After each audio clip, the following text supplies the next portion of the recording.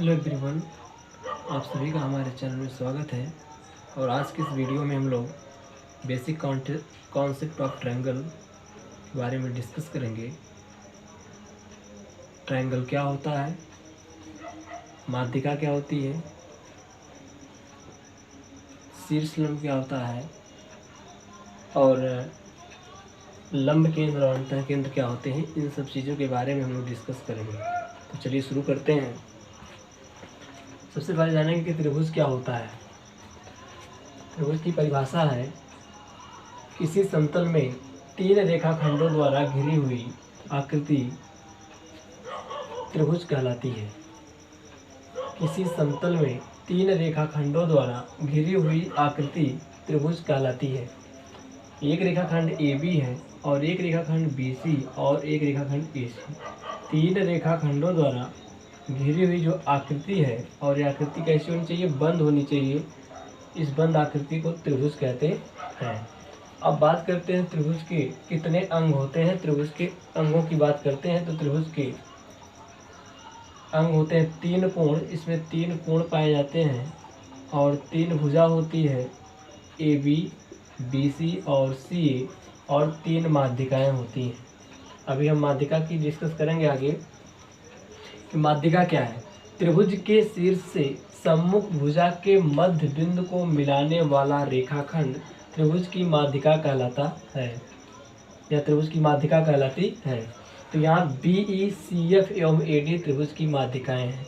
कह रहा कि त्रिभुज के शीर्ष से सम्मुख भुजा के मध्य बिंदु को मिलाने वाला रेखाखंड त्रिभुज की माध्यिका कहलाती है।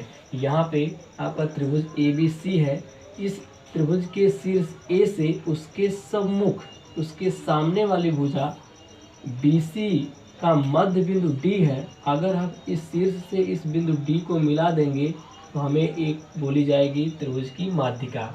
इस शीर्ष B से उसके सामने वाली भुजा AC के मध्य बिंदु यानी बीचों बीच अगर हम इस B पॉइंट से E पॉइंट को मिला देंगे तो BE इस त्रिभुज की माध्यिका कहलाएगी।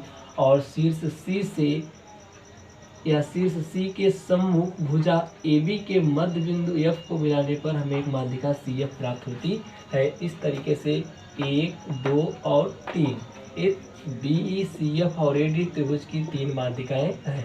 तो माध्यिका की बात है तो वो मध्य बिंदु को जब मिलाएंगे तब माध्यिका प्राप्त होती है। अब हम लोग गुरुत्व केंद्र, जिसको हम लोग केंद्रक भी कहते हैं, ये क्या होता है। त्रिभुज की तीनों माध्यिकाओं का प्रतिच्छेद बिंदु त्रिभुज का गुरुत्व केंद्र या केंद्रक कहलाता है।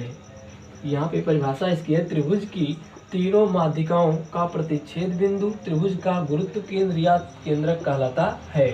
अब कह रहा है कि ये त्रिभुज की तीनों माध्यिका AD, BE और CF जहाँ पे तीनों प्रतिच्छेद यानी जहाँ पे तीनों इंटरसेक्ट करेंगी, वह बिंदु जो होगा, जिस बिंदु पर इंटरसेक्ट कर रही हैं, जिस बिंदु पर प्रतिच्छेद कर रही हैं, उस बिंदु को हम कहते हैं गुरुत्व केंद्र या त्रिभुज का केंद्रक कहते हैं।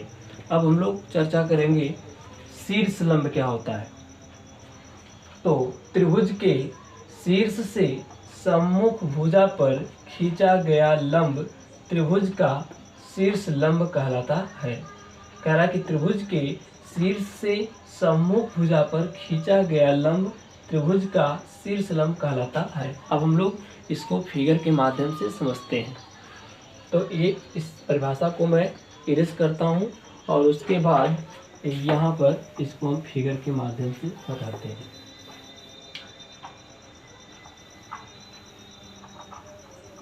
अब यहाँ पर मेरा एक त्रिभुज है आपका ABC और हमें बताना है शीर्ष लंब। तो शीर्ष से त्रिभुज के किसी शीर्ष से उसके सम्मुख भुजा पर खींचा गया लंब, लंब मतलब वो रेखाखंड ऐसा होना चाहिए जो 90 डिग्री बना रहा हो।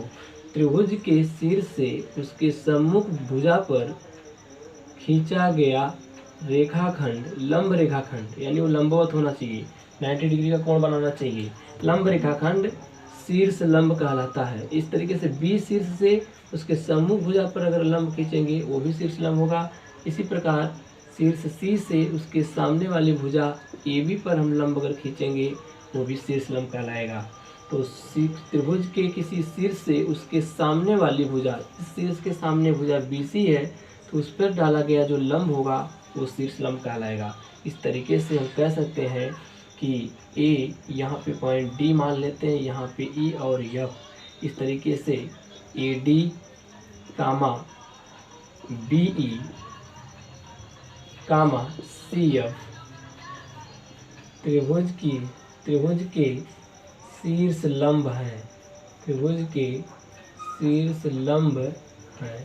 तो इस तरीके से त्रिभुज में 3 माध्यिका भी थी और त्रिभुज में 3 शीर्ष लंब भी होते हैं। अब हम लोग समझेंगे कि त्रिभुज का लंब केंद्र क्या होता है। तो इसे हम इरेज करते हैं। त्रिभुज का शीर्ष लंब के बाद हम समझेंगे त्रिभुज का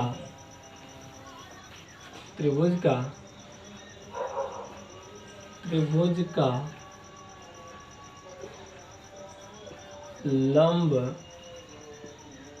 केंद्र, त्रिभुज का लंब केंद्र। तो परिभाषा होती